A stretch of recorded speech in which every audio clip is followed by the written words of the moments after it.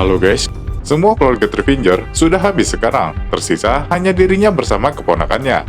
Bertahun-tahun telah berlalu, kini keponakannya sudah dewasa dan membantunya dalam menjalankan aksi mencari mangsa untuk bertahan hidup. Nah, cerita ini berada di Wrongdown 3 Left 4 Dead, dan seri ketiga ini merupakan timeline kelima dari seri Wrongdown. Nah, bagaimana cerita selengkapnya? Yuk langsung saja kita bahas. Ini dia alur cerita Wrongdown 3 Left 4 Dead Part 5 berdasarkan timelinenya. Di awal cerita, kita diperkenalkan 4 orang mahasiswa yang sedang berlibur ke hutan Virginia Barat. Menggunakan arung jeram, mereka berencana berkemah di tepi sungai. Mereka bernama Alex, Brent, Sophie, dan Trey. Saat sudah menemukan tempat, Trey mencari kayu bakar. Selang berapa menit, dia belum kembali. Alex pun berencana untuk menyusulnya. Saat ditinggal berdua, Brent pun bermain dengan Sophie. Brent melarikan diri. Alex yang bersembunyi melihat kejadian itu tidak bisa berbuat apa-apa. Trey yang datang membawa kayu bakar langsung diserang oleh Trevor. Dia pun segera berlari ke dalam hutan sambil dikejar Trevor.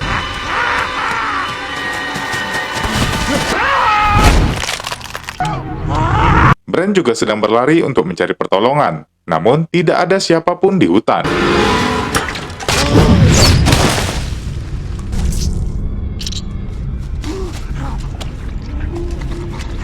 Ketiga remaja itu tewas kecuali Alex. 2 hari telah berlalu. Kini kita beralih ke sebuah rumah tahanan di Virginia Barat. Di sini kita diperkenalkan dengan seorang napi pimpinan organisasi kejahatan bernama Carlo Chavez. Dia bersama dengan napi kepercayaannya bernama Willy sedang mempersiapkan sebuah rencana pelarian dengan beberapa napi yang membantu mereka. Hal itu mereka rencanakan karena Chavez dijadwalkan akan dipindahkan ke rumah tahanan yang lebih jauh, yaitu di Hazleton tidak sampai minggu depan nanti.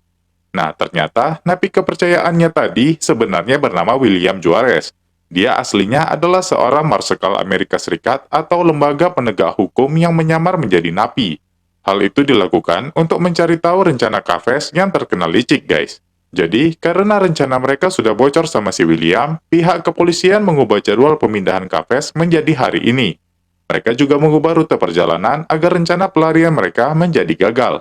3 petugas polisi penjaga napi bernama Nate, Walter, dan Preslow ditugaskan untuk mengawas Chavez bersama dengan 3 orang napi lainnya. Mereka adalah Floyd, si pembunuh berantai neo-Nazi, Crawford, si pencuri mobil, dan Brandon, mantan marinir Amerika Serikat. William juga tetap menyamar sebagai napi dan ikut dengan mereka melalui rute yang berbeda, yaitu melewati Greenbrier County, hutan Virginia Barat. Di hutan, keponakan Trevor yang disebut Tritus sedang belajar membuat jebakan untuk menangkap mangsa. Namun, dia belum begitu ahli. Trevor yang datang pun membantunya dan mengajarkannya agar lebih pintar lagi. Beberapa saat kemudian, saat petugas melalui hutan, mereka diikuti sebuah truk dari belakang yang mengganggu mereka. Nate berpikir, jangan-jangan ini adalah tim persiapan pelarian para napi. Mereka pun mempercepat laju perjalanan. Walter mencoba menghubungi rumah tahanan Hazleton, namun tidak ada sinyal di jalan hutan itu.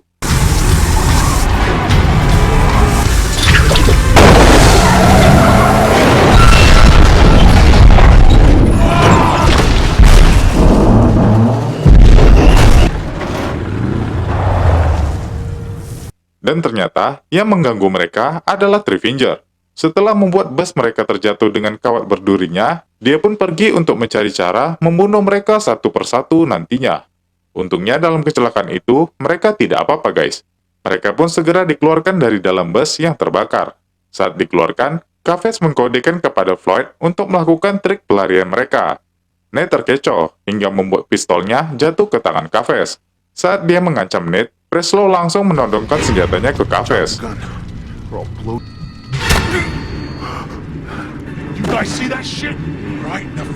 Para napi mengira yang membunuh Preslow adalah tim pelarian mereka yang sudah mereka rencanakan. Namun kenyataannya, mereka juga diserang. Mereka pun sadar kalau yang menyerang itu bukan tim pelarian mereka. Mereka nggak peduli itu. Yang mereka pikirkan, mereka sekarang bisa melarikan diri. Mereka menyuruh Nate masuk ke bus untuk mencari kunci rantai mereka. Saat mengambil kunci, Nate berkesempatan untuk menolong Walter keluar dari bus.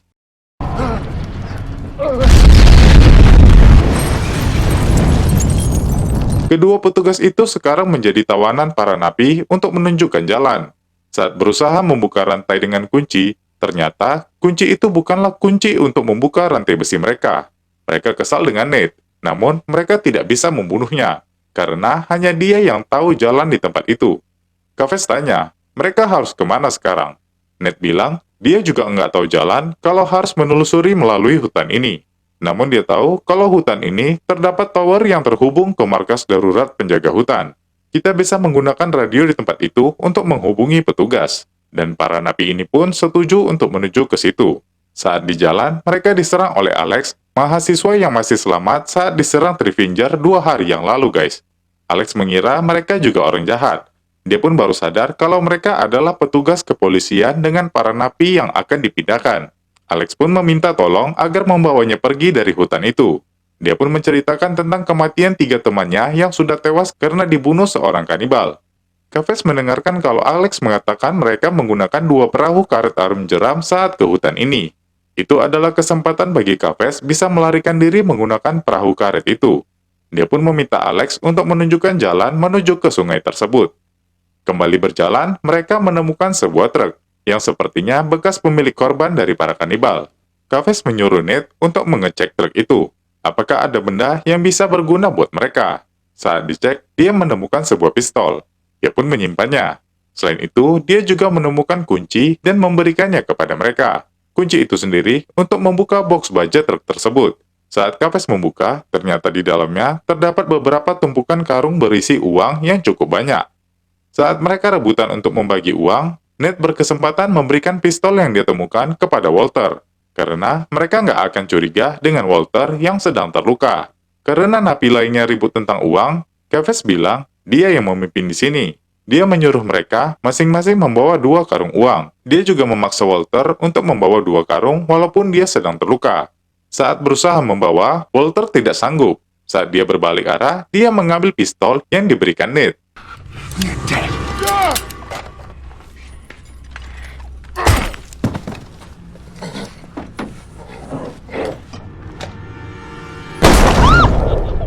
Rencana mereka gagal. Walter pun terbunuh. Kafes tetap menyuruh mereka membawa karung uang dan lanjut berjalan.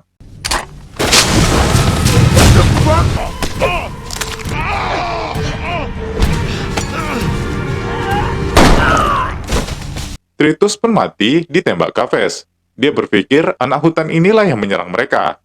Namun Alex bilang bukan anak ini yang menyerang kami. Dia lebih tua. Namun mereka terlihat mirip. Kafes bilang mungkin ini anaknya. Kalau gitu, kita bunuh aja anak ini dan jadikan tanda kepadanya. Setelah membunuh Tritus, mereka pun sampai ke tempat persinggahan Alex dan teman-temannya 2 hari yang lalu. Namun perahu karetnya hanya tersisa 1. Dengan cepat, Nate langsung membocorkan perahu karet itu agar Kafes tidak bisa melarikan diri. Kafes langsung memukulinya. Nate bilang, kamu tidak bisa membunuhku, karena hanya aku harapanmu satu-satunya untuk bisa keluar dari hutan ini. Kafes pun tidak jadi membunuhnya, dan langsung menyuruhnya untuk menuju ke tower yang dia tahu. Di sisi lain, Trivinger melihat sesuatu di jebakan mereka. Mereka menyadari kalau kanibal satu itu sedang bersedih karena anaknya telah mati. Alex bilang, kalian hanya membuatnya semakin kesal. Mereka pun melanjutkan perjalanan. Tiba-tiba, mereka menemukan kunci rantai besi mereka yang tergantung dari atas pohon. Nate bilang itu kunci yang dibawa Breslau. Karena tahu mereka akan bebas, William dengan cepat menjalankan aksinya.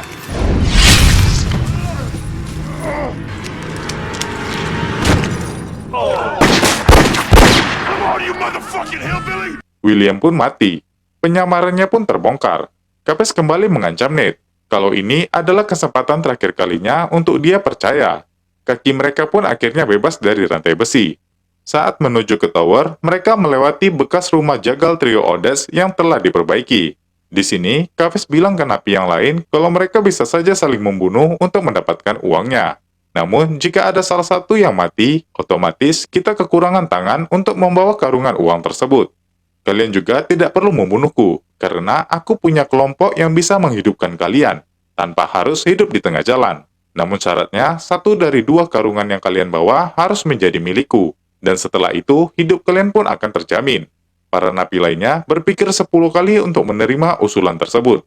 Namun untuk sementara, mereka harus percaya dengannya.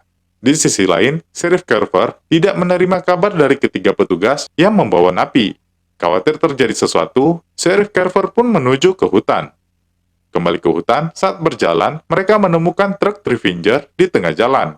Ini merupakan kesempatan emas bagi mereka untuk bisa pergi dari hutan itu. Mereka menyuruh Crawford, si pencuri mobil, untuk mengecek mobil tersebut.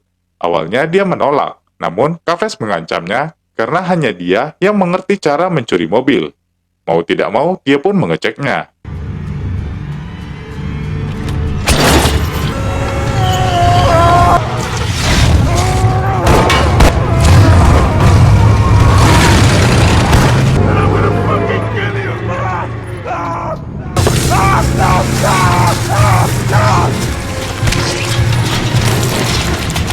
Mereka semakin kekurangan orang. Floyd yang dari awal punya rencana lain langsung menyerang Chavez dari belakang.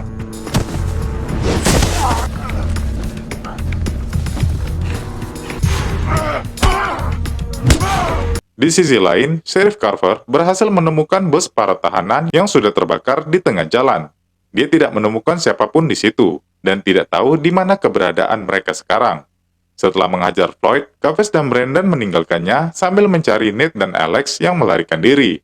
Brandon membuat kesepakatan dengan Chavez. Dia bilang dia tidak butuh uang, namun dia meminta setelah tim Chavez datang nanti, biarkan dia pergi. Saat ini yang dia butuhkan adalah sebuah pistol untuk berjaga-jaga. Awalnya, Chavez ragu dan tidak percaya. Namun, karena tidak ada pilihan, dan Brandon juga tadi telah membantunya, jadi dia pun memberikan sebuah pistol. Saat Nate dan Alex berjalan, Chavez dan Brandon mendengar suara langkah kaki mereka.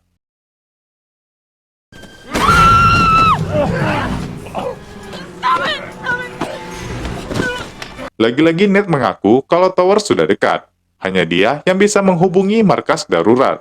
Dia meminta diberi keselamatan untuk dia dan Alex, maka dia akan mengantarnya. Mereka pun segera menuju ke tower tersebut. Setelah sampai, mereka melihat kalau tower itu sudah terbakar habis. Kamu ingat kan guys, ini karena kejadian di part 3 sebelumnya. Chavez bertanya, kenapa bisa jadi seperti ini?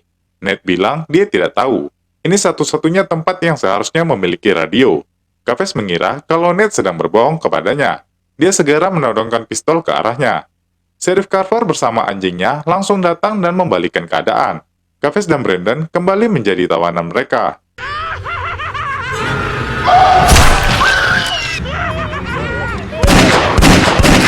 Keadaan kembali terbalik. Sekarang mereka kembali menyita pistol Nate dan segera kembali mengambil uang mereka.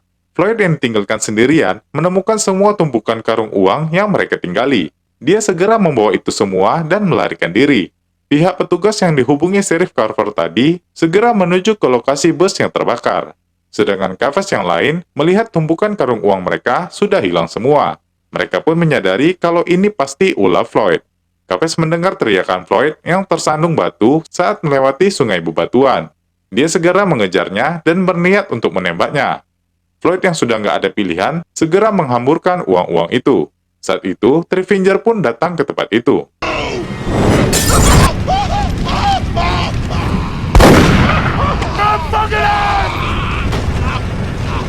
Trevinger lari, sedangkan uang semua hangus terbakar bersama Floyd.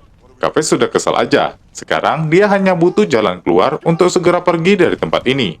Saat berjalan, mereka menemukan truk Trevinger yang sedang menghidupkan klakson. Mereka tahu kalau ini lagi-lagi jebakannya. Chavez mau ngajak ribut dengan Trevinger. Trevinger langsung memanah, namun meleset. Chavez mendorong Alex sebagai umpan agar Trevinger segera keluar. There she is! Take hers! Run! No!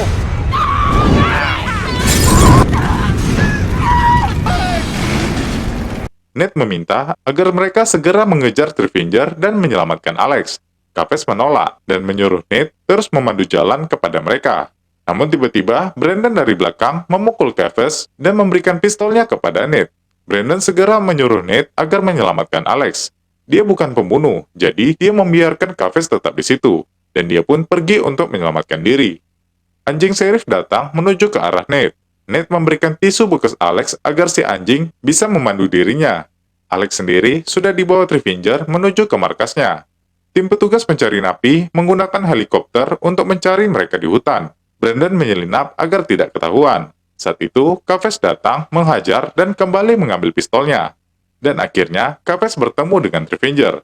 Chavez sudah sangat kesal karena semua uangnya terbakar karena kanibal satu ini. Dia pun segera mengajarnya.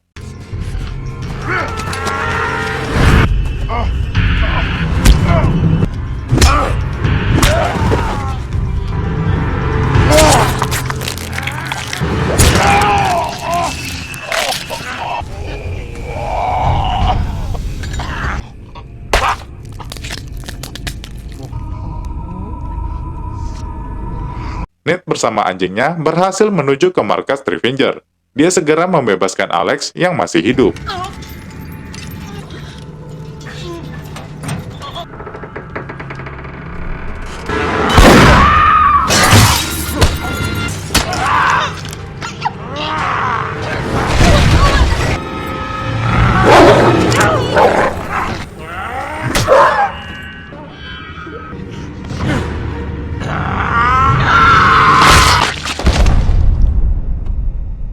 Mereka pun berhasil menusuk Revenger dan segera pergi dari tempat itu. Hari sudah mulai fajar. Mereka pun segera bergegas keluar dari hutan. Namun di tengah jalan, lagi-lagi mereka dihadang Revenger yang masih hidup aja guys.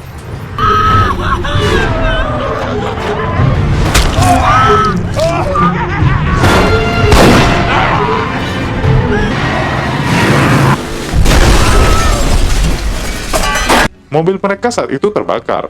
Brandon yang masih hidup langsung datang dan mengeluarkan Alex dari mobil.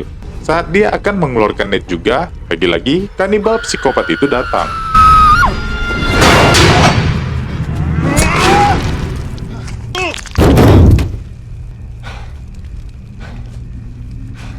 Kali ini, sepertinya keberuntungan tidak lagi berpihak kepadanya. Dia beneran mati guys. Mereka pun segera meninggalkan tempat itu dengan mobil yang langsung meledak dengan terdapat Revenger di atasnya. Karena Brandon sudah banyak membantu, Ned pun segera menyuruhnya pergi sebelum petugas kepolisian datang. Dan pagi itu, mereka pun berhasil diselamatkan. Beberapa saat kemudian, Ned kembali ke hutan untuk mengambil sisa uang dari truk lapis baja yang mereka tinggali sebelumnya.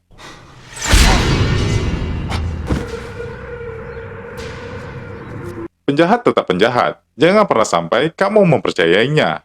Ned pun mati karena salah dalam menilai Brandon. Namun setelah itu dari belakang, terlihat seseorang membawa senjata dengan penuh darah yang segera membunuh Brandon.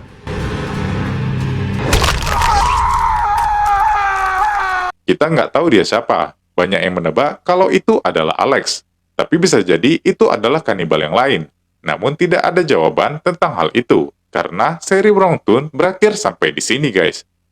Nah guys, itu tadi alur cerita Wrongtune 3 Left 4 Dead, yang merupakan part 5 dari timelinenya saat ini. Seri ini pun berakhir dengan menggantung di sini, karena selanjutnya Wrongtune 6 atau Wrongtune 6 bukan versi sequel, tapi merupakan versi reboot atau versi yang mengangkat judul dan karakter yang sama namun dengan cerita yang berbeda. Jadi tidak ada hubungannya dengan kelima seri sebelumnya. Dan Wrongtune 6 sendiri akan kita bahas di video selanjutnya. Jadi, ditunggu ya.